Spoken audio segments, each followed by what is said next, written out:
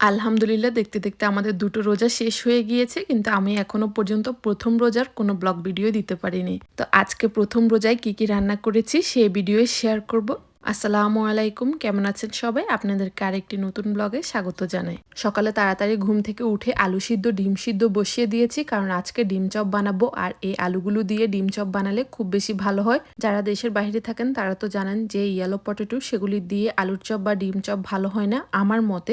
আমার কাছে মনে হয় এই আলুগুলো দিয়ে ডিম চপটা বা আলুর চপটা খুব ভালো হয়। তারপর পেঁয়াজু বানানোর জন্য অনেকগুলো মুসুর ডাল ভিজিয়ে রেখেছি। এর থেকে কিছু পরিমাণ ডাল দিয়ে আমার মেয়ের জন্য পাতলা ডাল রান্না করে নিব। এদেশে আসার পর আমি পেঁয়াজুটা মুসুর ডাল দিয়ে করি। এই ডালটি দেখে একটি কথা মনে পড়েছে, যে বছর প্রথম আমেরিকা এসেছি সে বছর রোজায় আমি দোকান থেকে ডাল এনে পেঁয়াজু বানিয়েছি প্রথমবারের মতো। কিন্তু পেঁয়াজু বানানোর পর যখন খেতে বসেছি তখন দেখি পেঁয়াজুটা ক্রিস্পি না, কেমন জানি লাগছে।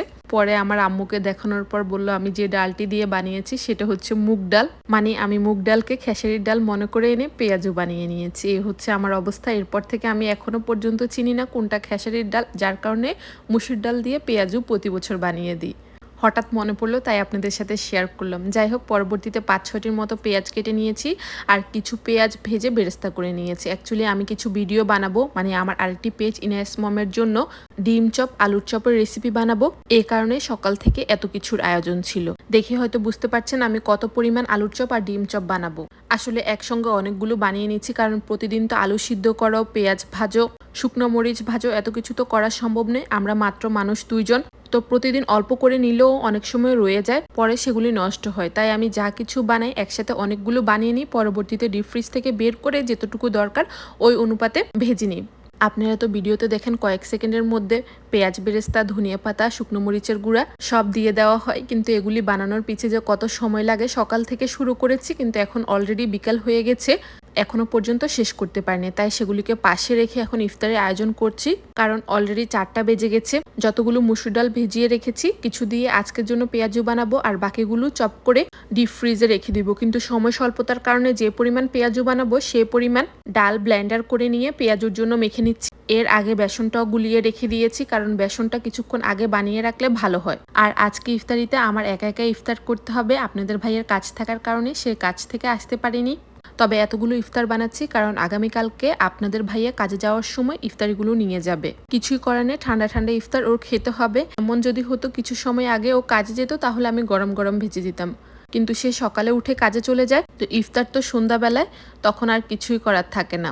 যাই হোক, আমি একপাশে পেঁয়াজুগুলো ভাজতে বসিয়ে দিয়ে অপর পাশে চুলাটা ভেজে নিচ্ছি কারণ পেঁয়াজু ভাজতে অনেকটা সময় লাগে।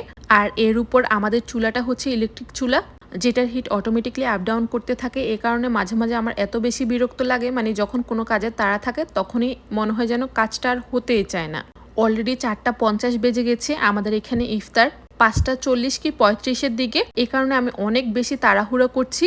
এর উপর দিয়ে চুলার হিট আপ ডাউন করার কারণে, মানে একবার হিটটা বাড়ে আবার কমে যায়, এগুলির কারণে রান্নাটাও দেরিতে হয়। পেঁয়াজু এক ব্যাচ ভেজে নিয়ে আমার জন্য কয়েকটি বেগুনি ভেজে নিচ্ছি কারণ বেগুনি আমার খুব বেশি পছন্দের।